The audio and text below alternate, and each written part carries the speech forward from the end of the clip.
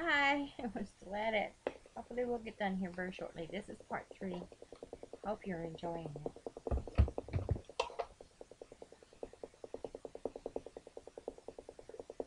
Back to the Wizard of Oz. Courage. Can you do that? Courage. All right, that's your part. What makes a king out of a slave? What makes the flag on a mast to wave? What makes the elephant charge his tusk in the misty mist or the dusty dust? What makes the muskrat guard his mouth? You gotta do this. You gotta do the K. Courage. All right. What makes the Sphinx the seventh wonder? What makes the dawn come up like thunder? What makes the Hottentot so hot? What makes the ape an apricot? What have they got that we ain't got? You don't even want to own a life experience. Last week, we saw that Dorothy met the Scarecrow just when she was doubting her ability to figure out the way to Oz. She'd come to that crossroads in the yellow brick road, and she didn't say this, but she had to be thinking, maybe I'm not smart enough to make this trip by myself. And that's when she met the Scarecrow. She wanted brains, wanted to be smarter. And then she met the Tin Man. Just after the apple tree accused her of cruelty, when she was doubting her own compassion, she met the Tin Man who wanted to love more deeply. He wanted to talk. So we pick up our story this week as the Tin Man agrees to go to Oz with the Scarecrow and Dorothy to ask the great Wizard of Oz for a heart and a brain and a way home. And pretty soon they're going to need courage. Let's go.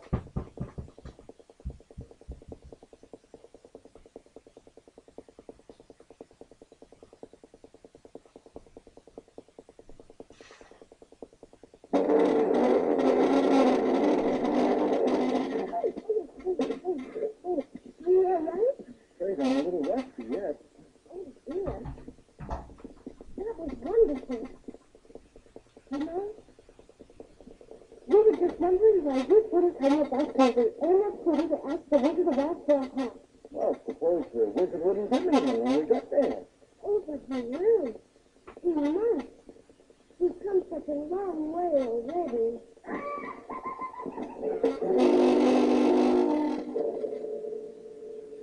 You call that well? Why, you just begun. Nothing to me at all, are you, my fine man? Well, stay away from me. That's not what to do. And you, are you for a new? Here, devil, wanna play ball?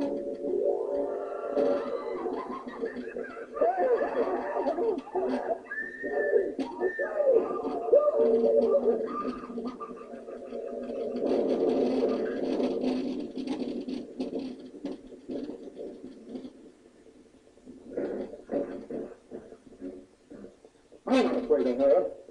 I'll see you just take me to the wizard now, whether I get a brain or not. Stuff a mattress with me.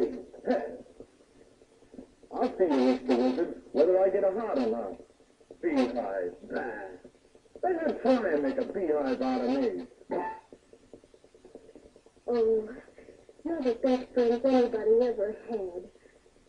Funny, but I feel as if I'm lonely all the time. But I couldn't have, could I? I don't see how. You weren't around when I was stuffed and thrown together, were you? I was standing over there resting for the longest time. I wish I could lie with you. But I guess it doesn't matter anyway. We always have now, don't we?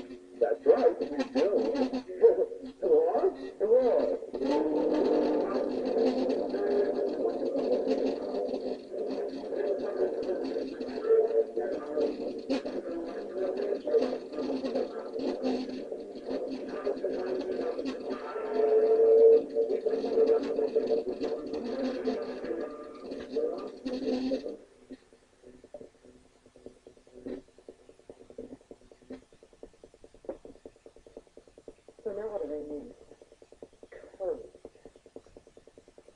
encouraged to continue on their path knowing that this witch is out to get them. Before we keep following them down the yellow brick road, who's this witch who keeps showing up and causing trouble? Okay, let's see. She's angry. She's easily threatened. I mean, who could be threatened by Dorothy? Except that Dorothy has those ruby slippers. She has power, so the witch is also jealous. She's vengeful. Dorothy killed her sister. And she wants Dorothy to feel guilty about that. So here's someone who operates through fear, guilt, anger, and wanting everything to be her own way. Could she be any part of us? Could we call it our shadow side? Could we call it ego? Our inner witch. We've all got it. That's not a gender thing. It's the part of us that feels disconnected from God. It tries to do everything itself, control outer circumstances. It's fearful about change. It wants to keep the status quo, and it wants to be in charge. It's the part of us that doesn't understand we can never be independent of spirit, and we will accomplish so much more when we're working in tandem with the universe. But it takes courage to expose our inner witch to the light, to acknowledge it rather than disown it or fear it, and to choose the path of the spirit instead.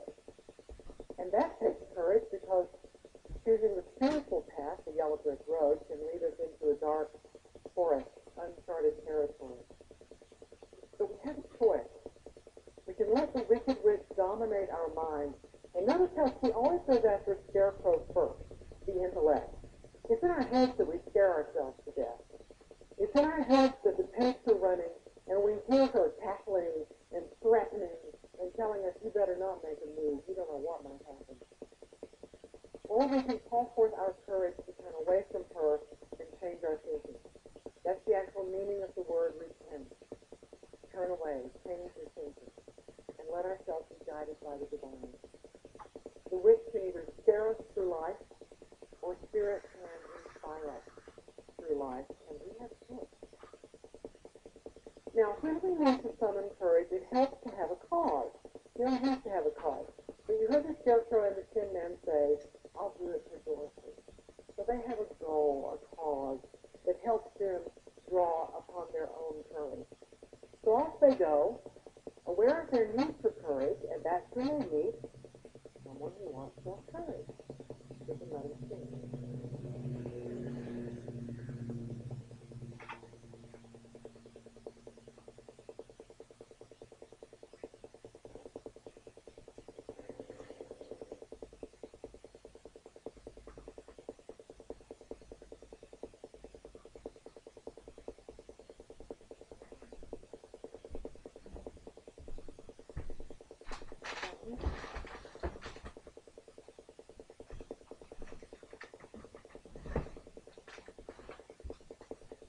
Anything we have found?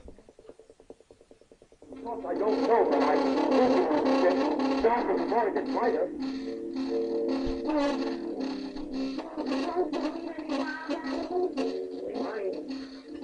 Animals that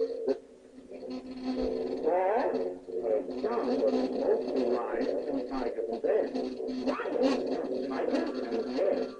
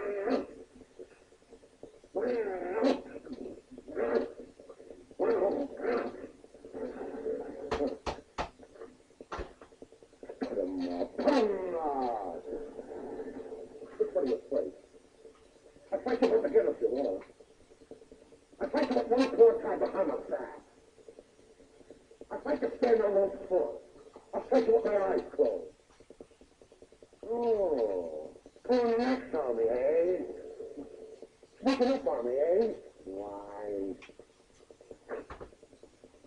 Here. Go ahead and let us alone. I'm scared, huh? Afraid, huh? How long can it stay fresh in that can? Come on, get up and fight, you shivering junkyard. Put your hands up, you lopsided bag of hay. No, that's getting personal, Lion. Yes. Get up and teach him a lesson. Well, what's wrong with you teaching him? Well, I hardly know him. Well, I'll get you anyway, Pee-wee.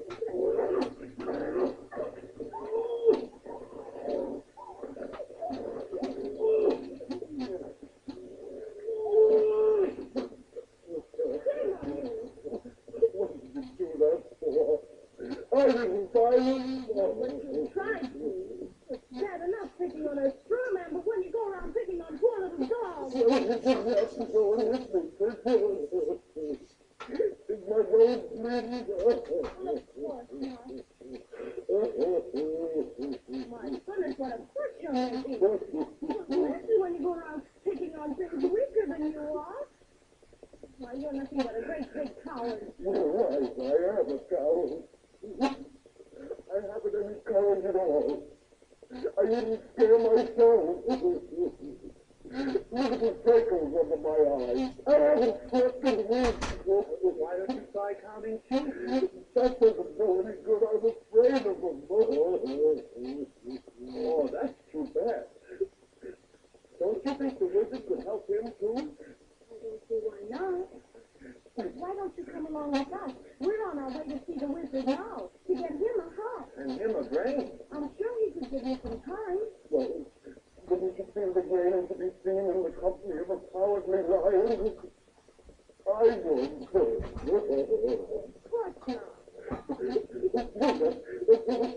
Nice of you. Mice is simply unbearable. Well, it's all right now. The wizard will fix everything. It's been in me so long. I can tell you how I feel. Well, come on. Yes, half the when the world is without satisfying. But I suppose so much trouble in a lion, not a power by only half the mind. I'm afraid that most of mine, I'm just a little lion, but say I don't survive. I'm afraid as a servant, I can't last minute, I could have a real victim.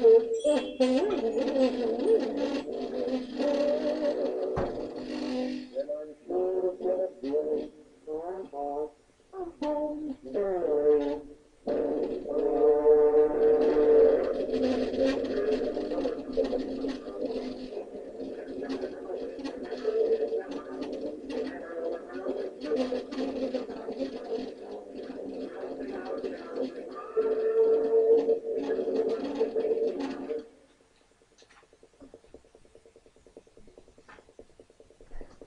You should have finished this on yourself.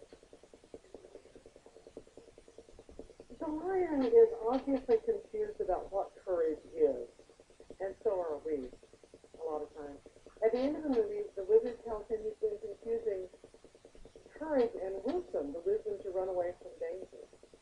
In this scene, what we see is that he's mistaking courage for bullying and threatening, and then we see him crumble as soon as it's challenged, reminding us that all schoolyard bullies are coming from their own pain and fear.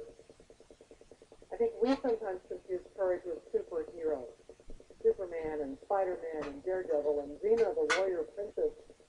And it intimidates all of us, men and women, into thinking we don't have enough courage because we're not leaping tall buildings and seeing down.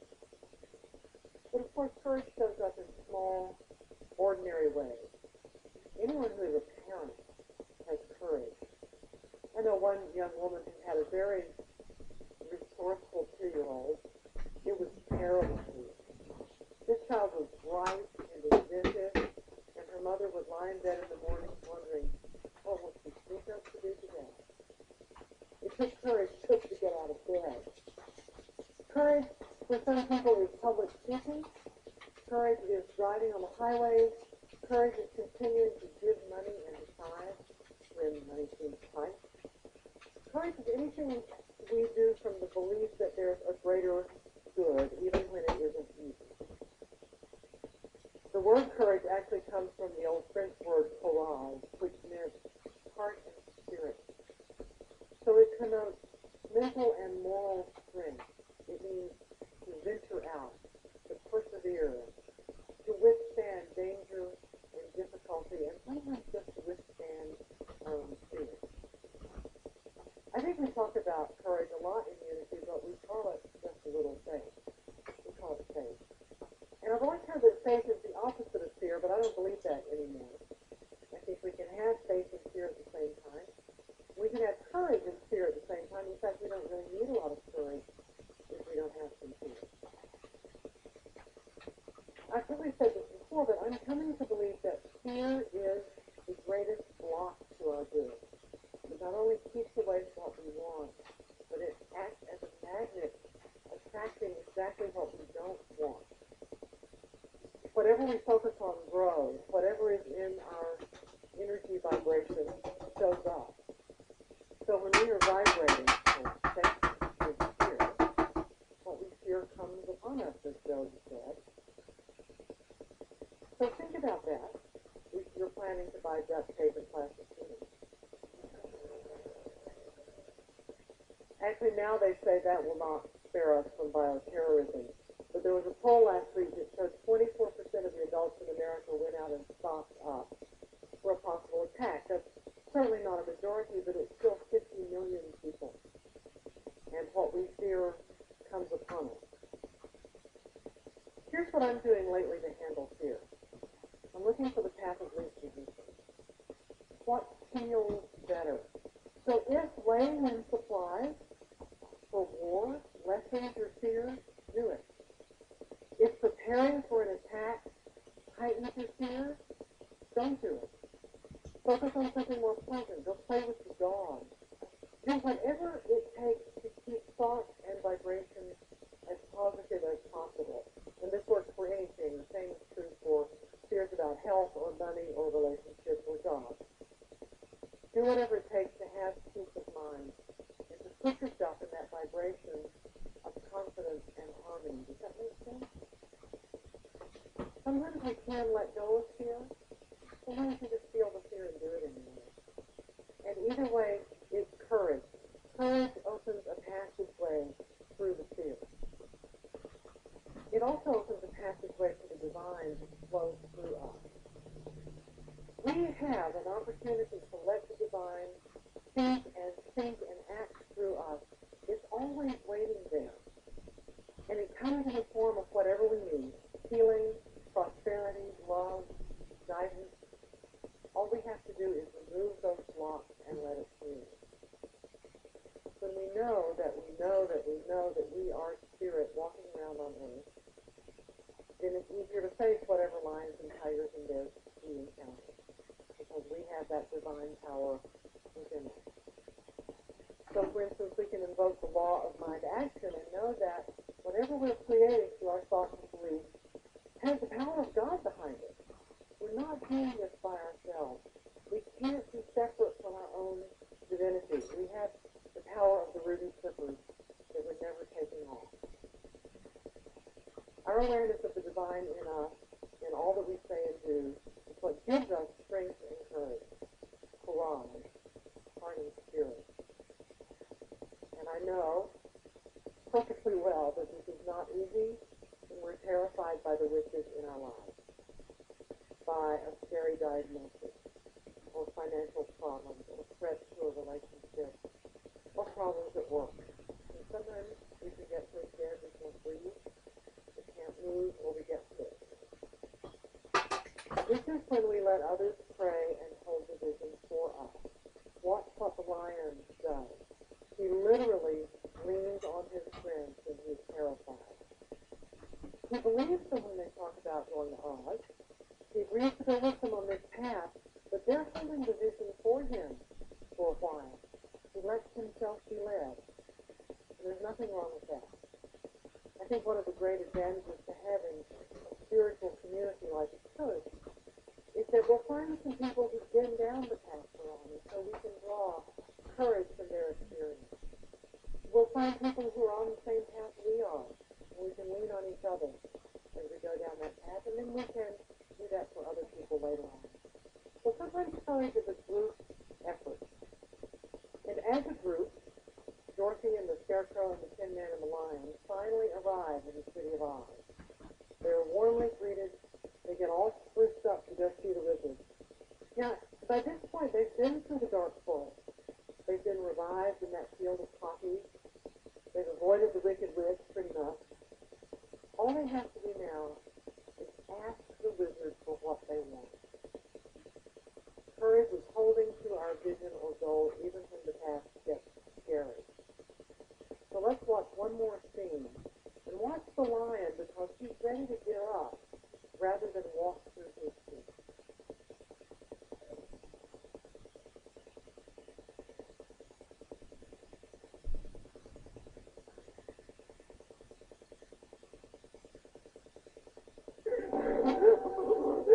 Please don't cry anymore.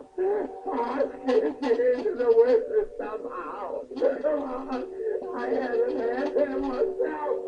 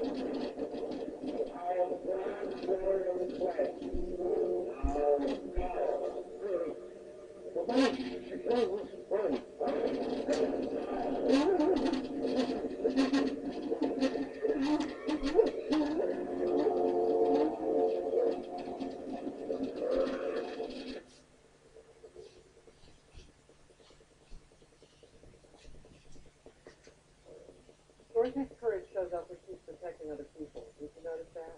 When she's defending Toto or she's defending the lion. The wizard is a great example of the Old Testament God, isn't he? He's angry, he's vengeful, he demands to be worshipped, and he might be benevolent if you do exactly what he asks. If you have to obey. So we've got the wizard as God, we've got the witch as a good devil, and Dorothy and her friends are learning to live from the Christ within, from mind and heart and spirit in the face of what they perceive to be great danger. And we will leave them there until next week.